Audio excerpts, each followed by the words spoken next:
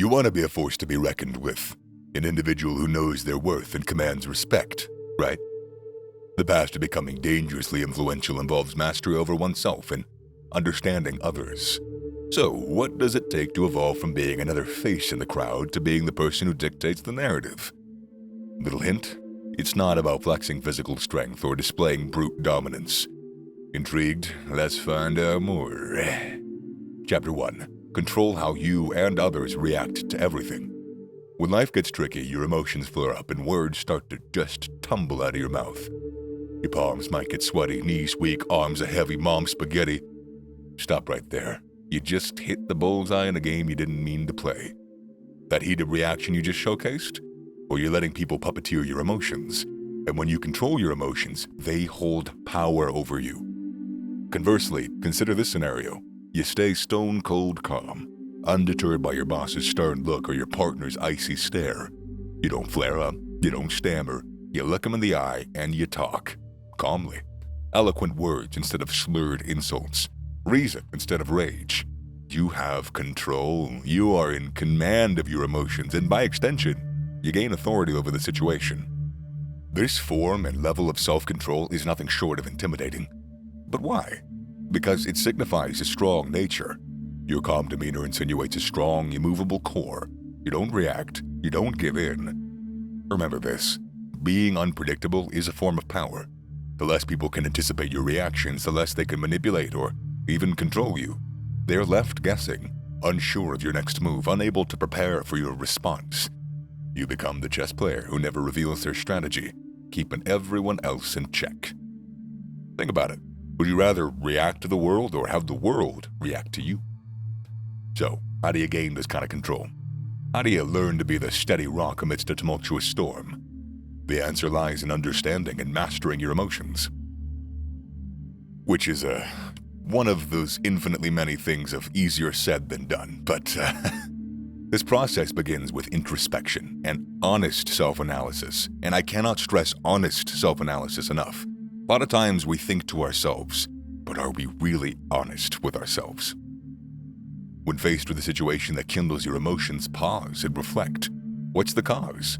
Is it the actual situation, or is it your interpretation of it? What's the effect? Are your reactions helping, or are they hurting you? Are your reactions changing the situation for the better, or are you just making it more chaotic? Next comes the most crucial part. Don't just reflect. Act. Tweak your interpretations, moderate your reactions, discipline your emotions. Don't give them the power. You are in control. Emotional reactions are not just involuntary responses. They are decisions that you make that may not feel voluntary, but I assure you, they are. Chapter 2. Learn how to earn people. Winning over people can be a daunting task. Some might even find it a little bit manipulative or even controlling. But let's drop a truth bomb here. It's not about manipulation, and don't you dare suggest otherwise. Earning people is not about bending them to your will. It's about fostering an environment where you are seen as reliable. You're a trustworthy figure, one that they respect, value, want to be around, and most importantly, trust. Let me break it down. We go back to our previous discussion about understanding people's reactions. Your ability to anticipate what others are likely to do or feel in certain situations arms you with the potential to approach them in a way that, resonates. Say you've come to know that your boss always lightens up when greeted with a bunch of flowers in the morning.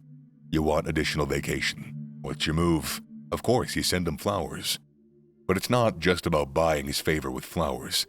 It's about acknowledging what makes him happy, showing him that you see it and that you respect it. And, of course, about getting what you want. There is no one-size-fits-all approach here. The process of earning people is as diverse as, people themselves, which I'm sure you've noticed. We're pretty diverse. However, at its core, it revolves around respect, reliability, and mutual benefit. Each interaction is a transaction, not necessarily a financial one, but a transaction nonetheless. Think about it like a bank. Every act of kindness, every favor, every supportive gesture is a deposit.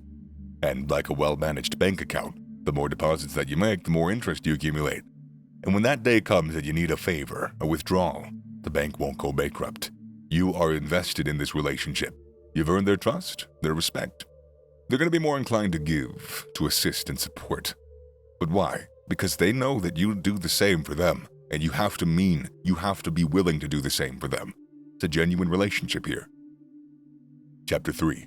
Don't show others your life unless you're earning money with it. So, you woken up. You're taking a perfectly staged photo of your avocado toast. You matched it with an inspirational quote, and you posted that on Instagram. You're sharing your life, right? But why? What do you gain from that? I mean, unless your avocado toast is netting you some cash, we might need to rethink that strategy. In this digital era that we live in, your life, your privacy, your habits, everything about you has become a tradable commodity. And that's fact. So why not flip the tables? If the world is so interested in every bite of your avocado toast, make that work for you. Profit from it. But otherwise, keep those cards close to your chest. Let's dive deeper, you see. When you're revealing your life, your interests, your thoughts, your experiences on social media, and believe me, that information is precious. When you wear your life on your social media sleeve, you give every individual an opportunity to know more about you. While this can foster connections, it can also give people an undue advantage. Knowing your patterns, your preferences, your vulnerabilities can offer manipulative people a way to exploit you. It's the classic saying. It's classic for a reason. Knowledge is power. Let me ask you this. Why would you want to hand over that power willingly? Unless, of course, you're deriving a significant benefit from it. Are you a business owner showcasing your products? Are you a fitness enthusiast providing valuable advice, building your brand? Are you a lifestyle blogger earning through collaborations? If so, that is your currency, your power. But if not, why surrender that power? Your privacy just for a few likes, just for a few comments, a little bit of that dopamine drip? People can only play their cards right when they know your hand. And if they can't figure that out, then if you're hard to find, you're hard to control.